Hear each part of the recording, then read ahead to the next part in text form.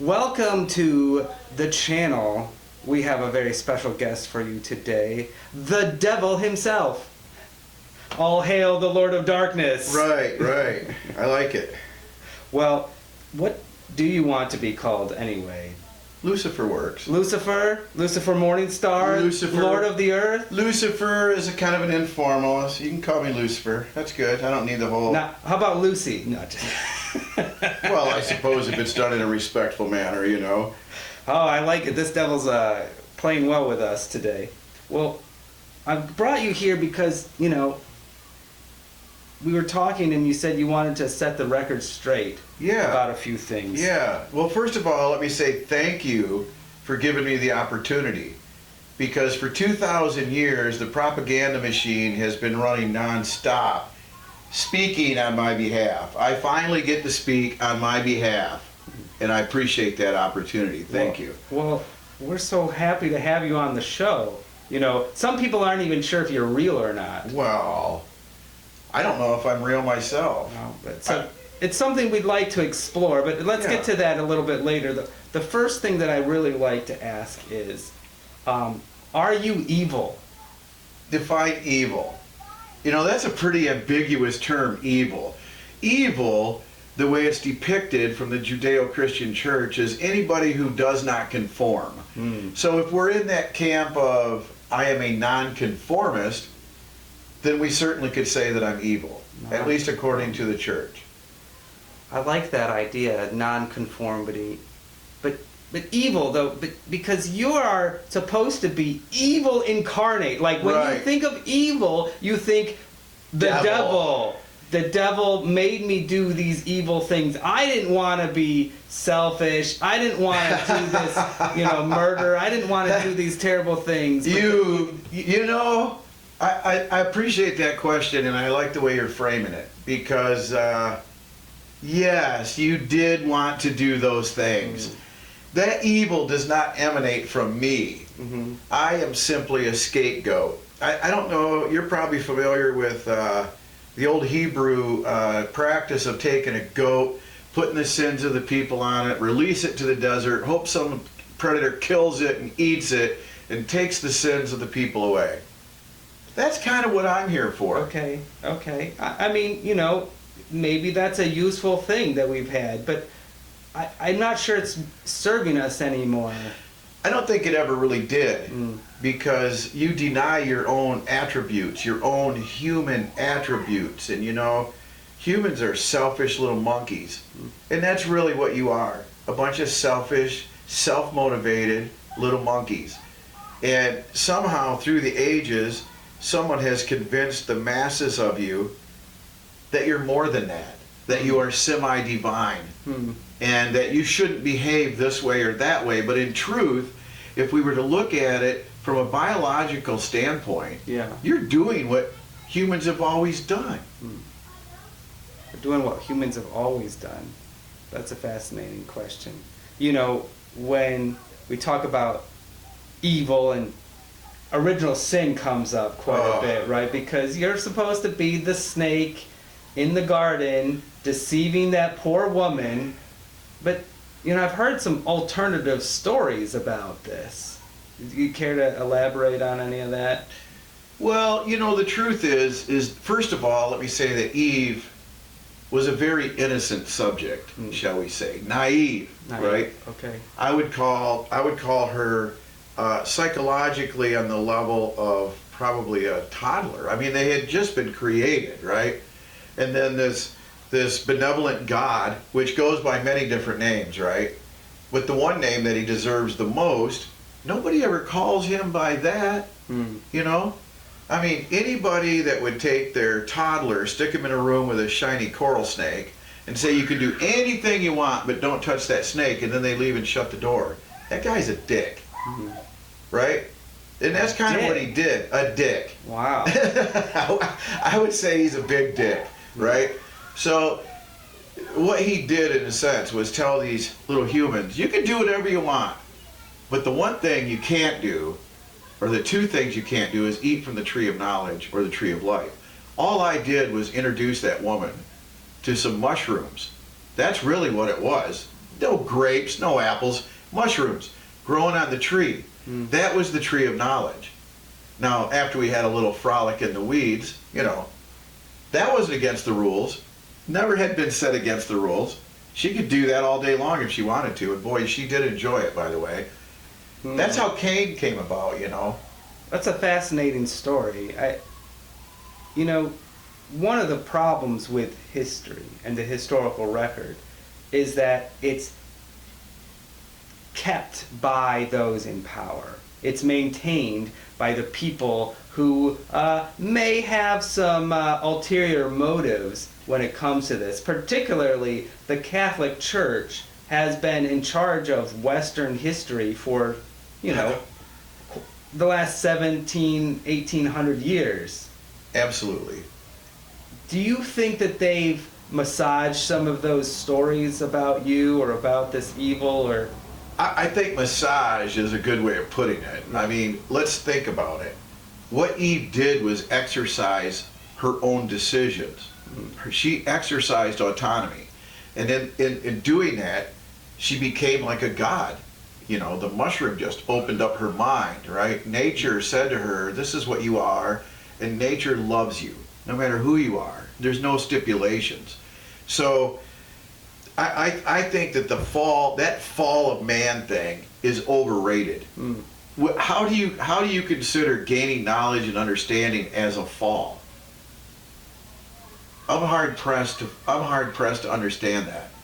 When you gain understanding and it's considered the fall of humanity, and forever and eternity the descendants of this Adam and Eve are going to be punished by this loving, caring God, it doesn't make any sense to me. So, I've heard it said many different ways that they gained this knowledge that they weren't ready for, right? That God was trying to spare them. Or, one I like probably a little better is that God wanted to maintain their innocence over this knowledge that he had kept for himself. Maybe to give it to them later, but that's the way it's presented, is that was this benevolent spirit who didn't want the people to have to worry about good and evil, right and wrong, but that they just follow him, and then they, It's all about control. A God, an all omniscient, omnipotent God, didn't have to create evil. Think about it. I am a creation of that very God. Why? Why would you create me unless there's a service to be provided? If there's a need for that dark and light, which I believe there is. I believe there is a need for that dark and light to work in coordination with each other for the advancement of humanity. But really, he just wanted control, because he wanted humans to be dependent upon him. Again, why would you give free will and then take it away? Or maybe he didn't give them free will, and that was the test to see whether they would, take it anyway. Because maybe what they took was free will. Yeah, it's hard to say. I don't believe in free will, but anyway. No? I believe that we do make choices, and humans have the ability to make choices. But they are highly regulated by their own history and everything that's occurred prior to them making a decision of any importance, where they think they have all the choices in the world, but in fact they're limited by many, many things. Limited. Yeah, well, I don't just get to go out and do anything that I want to do.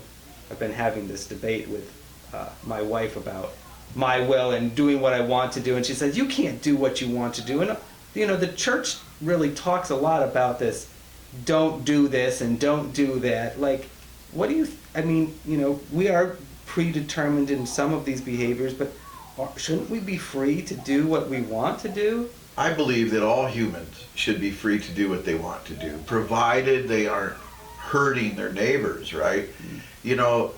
One of the things I get blamed for a lot is a lot of the crime and violence that exist in the world today, and that's simply not true. You don't hear about people going to war for Lucifer and country. They go to war for God and country. I don't advocate violence. It's part of the human experience. It's going to happen. I don't deny it. But I certainly don't encourage violence. Don't encourage violence. But you think that God does? I think there's a lot of documentation to back that up. This is the part that people don't understand, is that this alleged Son of God, who is God, is the very essence of God. And if that's the case, we got to go all the way back to the Old Testament to really determine the character of this fella. Yeah. Right? Right. And I don't think he's all that nice of a guy. There's city after city that's pillaged and plundered. You know, they like to keep the little virgins. They'll take those for the guys. Everybody else gets the sword. That doesn't seem like a very benevolent fella to me. I say live and let live. Live and let live.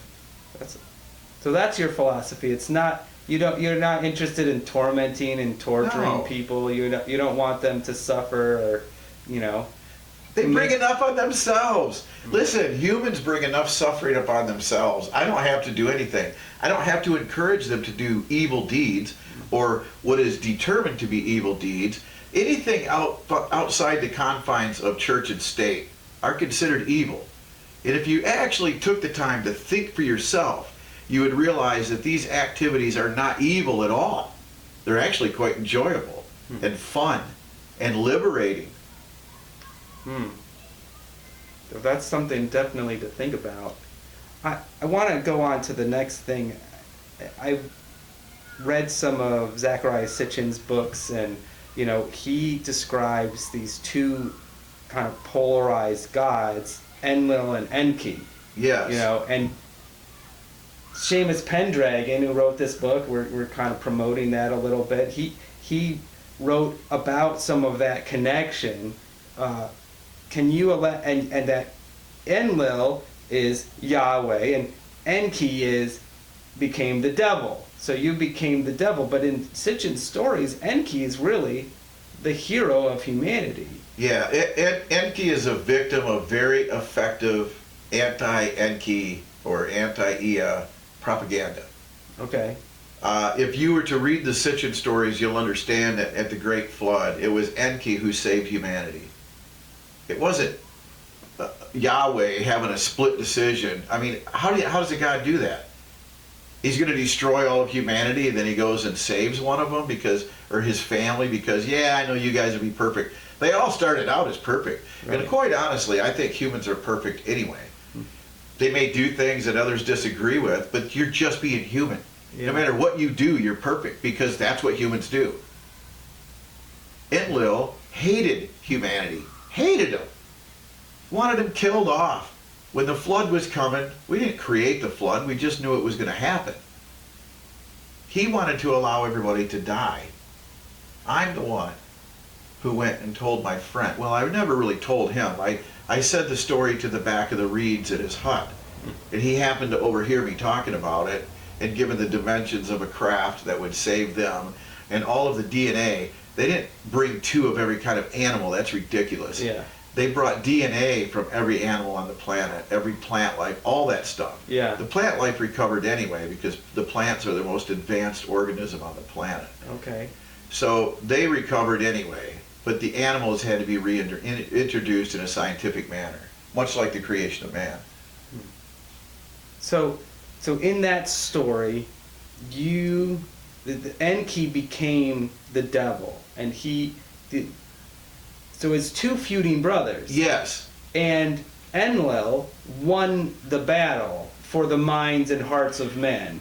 Well, eventually, his appointment by our Father is the one who gave him that. Right. So yes. he got entrusted with he's the Lord of the Command. Lord of the Command. Yes. He gets in charge, and he finds his man Abram, right? And, yes. And that's the the Bible is the rest of the story of that one.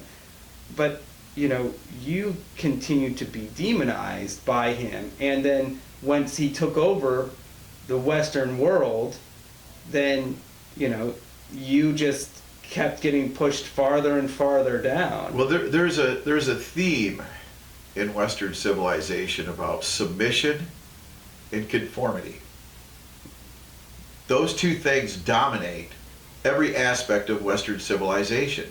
submit to the authority, do what you're told, don't think for yourself. I represent free thought. I represent freedom for the individual. The only people who have any kind of clout in today's society are groups. That's it. You have to belong to a group. The individual does not count. I think the individual needs to be reinstated back into society, and that the Judeo-Christian church needs to have a knife run through its heart. A knife run through its heart, but this is the hard blood of Western civilization. I mean, it's the reason we do all these good things, isn't it? Define good. You know, we go and they tell people about Jesus, and they feed the poor, and they, love each other, and Yeah, they tell people about Jesus, but what does that mean? To submit. Just submit. Be a good sheep. Act like a child. Just submit. And then in the meantime, we're going to starve 500,000 Iraqis because we have a food embargo on for 10 years, and we sanction them. And we sanction any nation that tries to feed them. I don't know. That, from my viewpoint, that's not very benevolent. That's not good. That's not winning people over to Christ, I wouldn't think. well, but that was the government. That wasn't the church. The government is run by the church. What is the church made up of, James? People. People. Yeah. Who runs the Senate and the Congress? People. People. What do you have to be in this country to get elected to the Senate or the Congress? A Christian. A Christian. Your home state of Michigan, West Michigan, you damn near got to have a commercial with you reading the Bible in the morning while drinking your coffee if you want to stand a snowball's chance in hell. I like that pun.